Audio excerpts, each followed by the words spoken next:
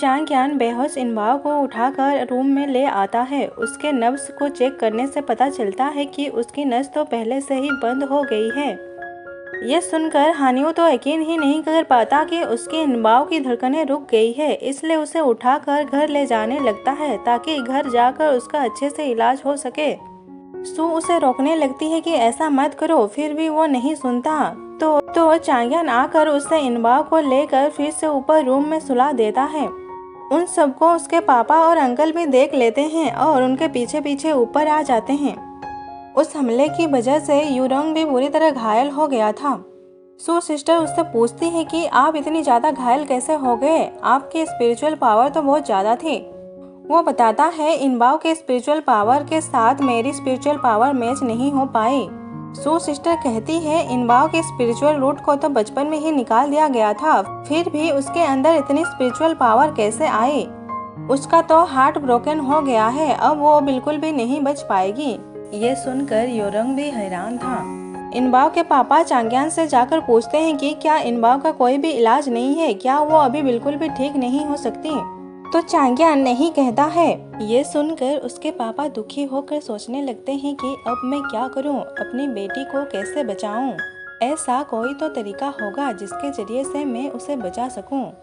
इनबाओ के पापा सैड होकर अपनी बेटी के पास आते हैं। हानियो कहता है अंकल हमारी इनबाओ ठीक हो जाएगी ना, बताइए ना अंकल, इनबाओ ठीक तो हो जाएगी ना। वो कहते हैं हाँ वो ठीक हो जाएगी। उन्होंने एक तरीका सोचा था जिससे इनबाओ ठीक हो जाएगी। वो अपने लाइफ का सैक्रिफाइस करके इनबाओ की जान बचाना चाहते थे।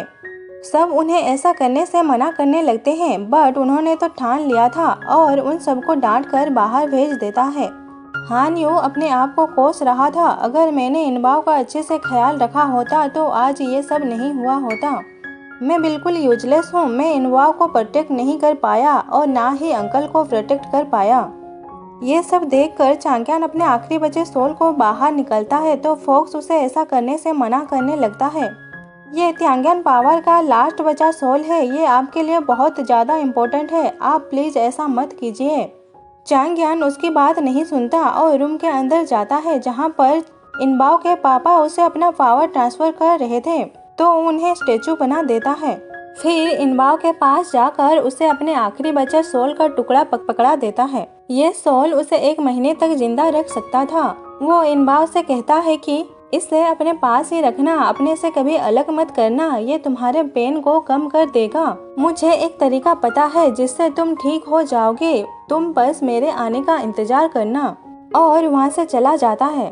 उसके पापा होश में आते हैं तो उन्हें थोड़ा अजीब लगता है, आखिर मुझे हो क्या गया था। फिर इनबाओ को देखते हैं तो वो रिएक्ट कर रही थी। उसके नस को चेक करने से पता चलता है कि सरप्राइजिंगली ये अब स्टेबल हो गया था, तो सोचते हैं कि अचानक से ऐसा कैसे हुआ। फिर सबको रूम के अंदर बुलाते हैं और उनसे पूछते हैं कि क्या रूम के अंदर कोई आया था। किसी ने भी चांगयान को अंदर आते हुए नहीं देखा था, वो तो अपने पावर की मदद से अंदर आ गया था। इनबाओ के ठीक होने की खबर से वो सब लोग बहुत ही ज्यादा खुश हो जाते हैं और फिर घर लौटने की तैयारी करने लगते हैं। इधर यूरोंग की सामत आई थी। सू के पापा उससे कहते हैं मैंने तुम्हें उसे पकड़ने के लिए कहा था, उसके स्पिरिचुअल रूट को तोड़ने के लिए नहीं। अब हमें वो स्पिरिचुअल रूट नहीं मिलेगा। वो कहता है नहीं मास्टर, अब भी हमारे पास एक चांस है। इनबाओ को घर ले जाया जा रहा है, अब वो बहुत ही ज्यादा वीक है, हम अभी उस पर अटैक कर सकते हैं। सू के पापा कहते हैं नहीं, अभी उसका हार्ट सही नहीं हुआ है, वो बहुत ही ज्यादा नाजुक हालत में है, ये सही वक्त नहीं है, हम फिर कभी इसके बारे में सोचेंगे। हुओ सुया तक भी ये खबर पहुंच जाती है कि इनबाओ की हालत बहुत ही नाजुक है। इस खबर से उसे भी धक्का लगता है और वो उससे मिलने के लिए तुरंत ही निकल पड़ता है।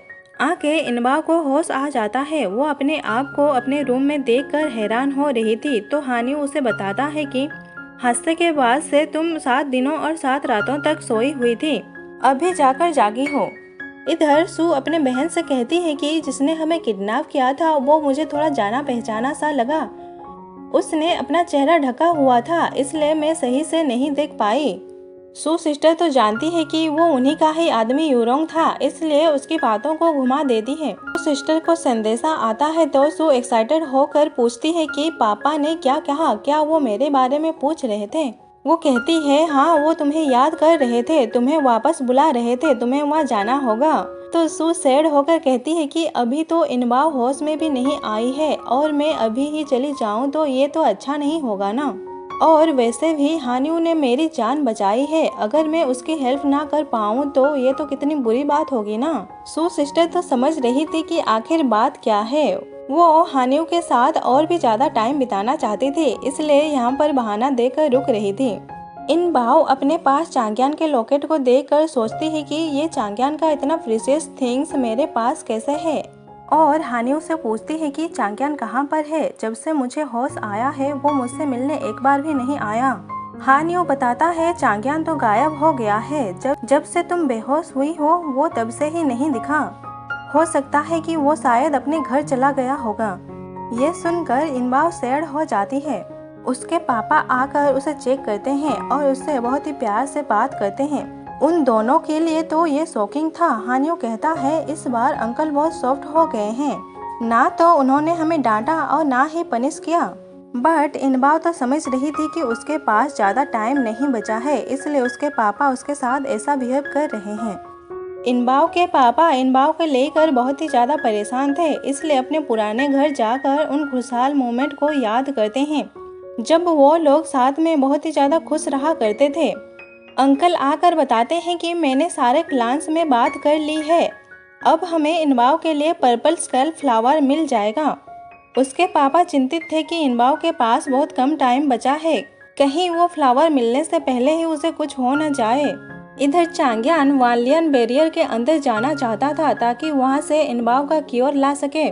फॉक्स उसे ऐसा करने से मना करने लगता है क्योंकि वो जगह बहुत ही ज्यादा डेंजरस है। आंटी आती है तो फॉक्स उन्हें कहता है कि आंटी आप ही चांग्यान को समझाइए, वो तो मेरी बात बिल्कुल भी नहीं मान रहा। आंटी उससे कहती है तुम्हें पता है ना अंदर जाने से क्या होगा, तुम एक ह्यूमन गर्ल के लिए अपने लाइफ को ऐसे सेक्रीफाइस करने जा रहे हो। क्या वो लड़की तुम्हारे लिए इतना ज्यादा इम्पोर्टेंट है कि तुम अपने लाइफ के बारे में भी नहीं सोच रहे हो। तो चांग्यान हाँ कहता है। तभी ग्रांडमा भी उसे रोकने के लिए आती है, तो चांग्यान उनके सामने घुटने पर बैठकर अंदर जाने के लिए परमिशन मांगता है। ग्रांडमा कहती है हमारे फॉक्स क्लान के जितने भी फॉक्स इसके अंदर गए हैं वो लोग कभी भी जिंदा वापस नहीं आ पाए। वहाँ पर कितने लोगों की सोल कैद है जो तुम्हें जिंदा नहीं छोड़ेंगी। चांग्यान फिर भी अंदर जाने की अपनी जिद को नहीं छोड़ता है, तो ग्रांडमा गुस्से में आकर उसके ऊपर वार कर देते हैं। ग्रांडमा से मार खाने के बाद भी चांग्यान अंदर जाने की अपनी जिद को नहीं छोड़ता, तो ग्रांडमा फिर से उसे मारने जाते हैं, तो आंटी आकर उन्हें रोक देती है। आंटी के समझाने पर ग्रांडमा अपने दिल पर पत्थर रखकर उसे अंदर जाने देती है। अंदर का माहौल पूरा रेगिस्तान भरा था और वहाँ पर रेतीला तूफान भी चल रहा था। चांग्यान बिना डरे आगे बढ़ने लगता है, उसे इनबाओ के लिए क्योर ढूंढना था।